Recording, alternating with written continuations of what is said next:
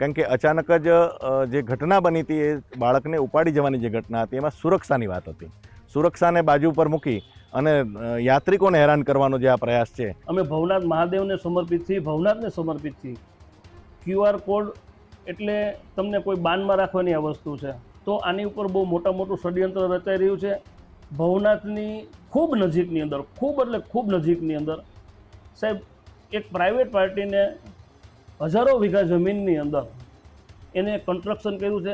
ગિરનારમાં QR code રજીસ્ટ્રેશનનો વિરોધ છે તે જોવા મળી રહ્યો છે. ગિરનારમાં નવા નિયમો સામે હિન્દુ સંગઠનોએ વિરોધ નોંધાવ્યો. હજુ સુધી તમે અમારી ચેનલને સબસ્ક્રાઇબ નથી કરી તો અત્યારે જ ન્યૂઝરૂમ ગુજરાતને સબસ્ક્રાઇબ કરો, ફેસબુક અને ઇન્સ્ટાગ્રામ પર ફોલો કરો.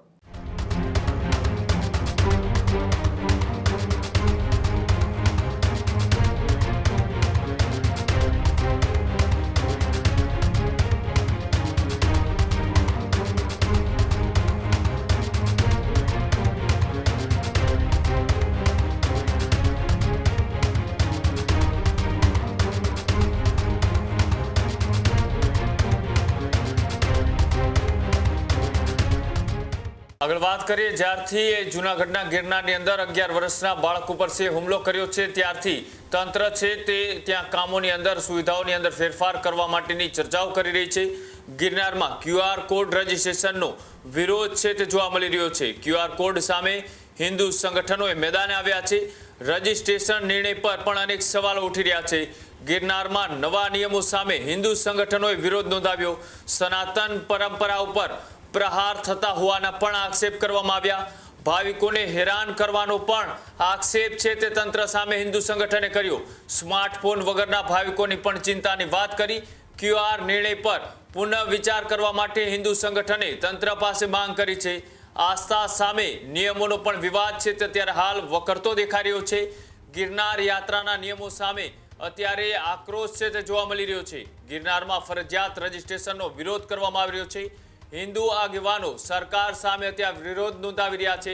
જે રીતના તંત્ર દ્વારા એ QR અને રજીસ્ટ્રેશન સિસ્ટમ લાગુ કરવામાં આવી હતી, જે લોકોએ ગિરનારના પર્વત ઉપર ચડવા માટે જાય છે એ તમામે ઇન આઉટ માટે રજીસ્ટ્રેશન કરાવવું પડશે અને તેનો વિરોધ છે તે અત્યારે હિન્દુ સંગઠનો દ્વારા કરવામાં આવી રહ્યો છે. હિન્દુ સંગઠન એ આસ્થા અને પરંપરા સામે ખિલવાડ થતો હોવાના પણ આક્ષેપ છે તે કરી રહ્યું છે. ગિરનારમાં QR રજીસ્ટ્રેશનનો વિરોધ કરતા શું કહ્યું આવો તે પણ જોઈએ. ગિરનાર પર રજીસ્ટ્રેશન કરાવીને જવું એ પ્રકારનું એક વહીવટીતંત્ર દ્વારા તૂત જાહેર કરવામાં આવ્યું છે. તૂત શબ્દ એટલા માટે વાપરું છું કે આ વસ્તુ અશક્ય છે, ઇમ્પોસિબલ છે અને માત્ર ને માત્ર સનાતન ધર્મને નષ્ટ કરવાનું કોઈ ચોક્કસ કાવતરું છે. એટલા માટે કહી શકાય કારણ કે અચાનક જ જે ઘટના બની હતી એ બાળકને ઉપાડી જવાની જે ઘટના હતી એમાં સુરક્ષાની વાત હતી. સુરક્ષાને બાજુ પર મૂકી અને યાત્રિકોને હેરાન કરવાનો જે આ પ્રયાસ છે એ આખો નિંદનીય છે. એટલા માટે નિંદનીય છે કે યાત્રિકોને રાત્રિ સમય જવાનું હોય છે, દિવસે જતા હોય છે. સતત અવર જવરવાળો આ ગિરનાર પર્વત છે, ત્યારે ત્યાં બધા પાસે મોબાઈલ હોય ને બધા આ કરે એ શક્ય નથી. અને બીજા નંબરમાં એનાથી સીડી પર ખૂબ મોટી ભીડ પણ થશે અને ખૂબ મોટી મુશ્કેલી પણ થશે. આઝાદીના 79 વર્ષ પૂરા થાય છે ત્યારે પણ આજની તારીખે પીવાના પાણીની વ્યવસ્થા સરકાર નથી કરી શકી. હજુ એ વન વિભાગના ને રાજ્ય સરકારના માં ટલ્લે ચડેલી યોજના છે. નથી શૌચાલયની વ્યવસ્થા, નથી આરામ માટેની કોઈ વ્યવસ્થા. એટલે કહેવાનો મતલબ એ છે કે યાત્રિકો પોતાના જોખમે જ જાય છે, વર્ષોથી જાય છે. 79 વર્ષ આઝાદીના થયા ત્યારે અને એ પહેલાં, આઝાદી પહેલાં પણ યાત્રિકો જતા હતા અને આવે છે.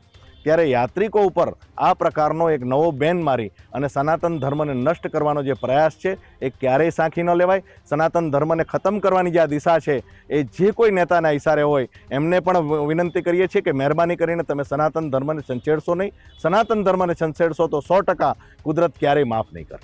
સાહેબ QR કોડનો નિયમ જરા પણ સારો નથી.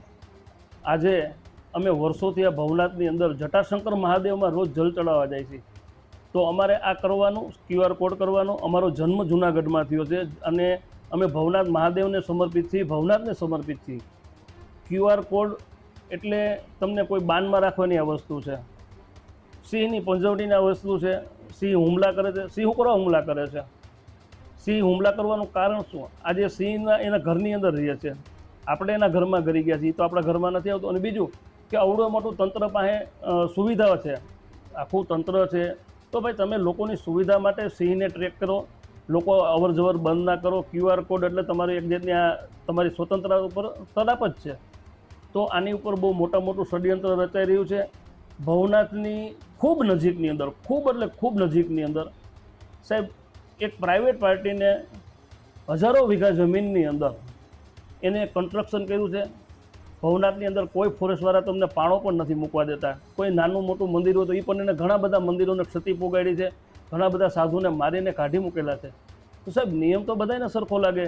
ભવનાથ ક્ષેત્ર છે એ કોઈ પાકિસ્તાનમાં કે અફઘાનિસ્તાનમાં તો આવ્યું નથી, ભારત દેશનો જ ભાગ છે. અને ભારત દેશનો ભાગ તો સાહેબ એપી સેન્ટર કહેવાય. સનાતન હિન્દુ ધર્મનું એપી સેન્ટર એટલે ગિરનાર છે. અમારી દૃષ્ટિએ આ QR કોડની અંદર મોટું ષડયંત્ર છે ને આની પાછળ કોઈ મોટો રાજકીય હાથ હોય એવું અમને લાગી રહ્યું છે કે જે સનાતન હિન્દુ ધર્મને લોકોને રોકવા માટેની આ વાત છે. બીજું કે અનાદિ કાળથી ભવનાથનો ગિરનારનો મેળો રચાય છે, પરિક્રમાઓ થાય છે, ક્યારે પણ આવી અસુવિધા ઊભી કરવામાં આવેલ નથી. બીજું કે સરકારને મારી એક અપીલ છે કે તમે આ સુવિધા ઊભી કરો ને દુવિધા ઉપર ઊભી કરો છો. આજે લાખો ભાવિકો હવે એને મોબાઈલની અંદર તમે એમ કહો QR કોડ કરવાનો તો સિમ્પલ ઓલો મોબાઈલ કીપેડ લોક આવે છે એમાં એ કઈ રીતના એ કરશે. એન્ડ્રોઈડ બધા પાસે સગવડતા ન પણ હોય છે, બધા તો કોઈ સાવકાર માણસો નથી. તો QR કોડને સાહેબ તમે એ નાનો એવો સિમ્પલ મોબાઈલ આવે છે, અભણ માણસો એ કઈ રીતના કરશે? તો હું એને ગિરનાર દરવાજાથી પાછું વળી જવાનું? આજે એની આસ્થા નથી, એની શ્રદ્ધા નથી. લાખો ભાવિકો દામોદર કુંડની અંદર સ્નાન કરવા આવે છે, કઈ રીતના જવાનું સાહેબ? તમારે ઇલેક્શન સમયે સનાતન હિન્દુ ધર્મના મત જોઈ છે અને તમે આવા QR કોડ કરીને હિન્દુ ધર્મની તમે આસ્થાને ઠેસ પહોંચાડો છો, તો અમારી દૃષ્ટિએ તો જરા પણ વ્યાજબી નથી. એટલે અમારી દૃષ્ટિએ QR કોડ છે એ માત્ર ને માત્ર સનાતન હિન્દુ ધર્મને લોકોને રોકવા માટેનું મોટું ષડયંત્ર છે. ખેડૂત ભાઈઓ છે ખેતરમાં ડ્રોન ઉડાવતા હોય છે ત્યારે આપણે એક પ્રશ્ન સતાવતો હોય છે કે જે આપણે અત્યાર સુધી GPS ટેકનોલોજી વાળા ડ્રોન વાપર્યા છે, જેથી કરીને મોબાઈલ ટાવર છે અથવા તો હાઈ ટેન્શન લાઇન પસાર થતી હોય, કોઈ વૃક્ષો હોય, ત્યારે જે GPS ટેકનોલોજી વાળા ડ્રોન છે એમાં ટકરાય અને ટ્રેસ થાય છે. પણ એગ્રીવન લાવ્યું છે GNSS ટેકનોલોજી ડ્રોન, જેથી કરીને એ ડ્રોન છે એ કોઈ જગ્યાએ ટકરાય નહીં, પોતાની રીતે જ ડિસિઝન લે છે ને મૂવ થઈ જાય છે, જેથી કરીને GNSS ટેકનોલોજી ડ્રોન છે એ વાપરવાનો આગ્રહ રાખો. ત્યારે જ ન્યૂઝરૂમ ગુજરાતની YouTube ચેનલને સબસ્ક્રાઇબ કરો અને Instagram અને Facebook પર ફોલો કરો. અપડેટ રહો, સત્યની સાથે રહો.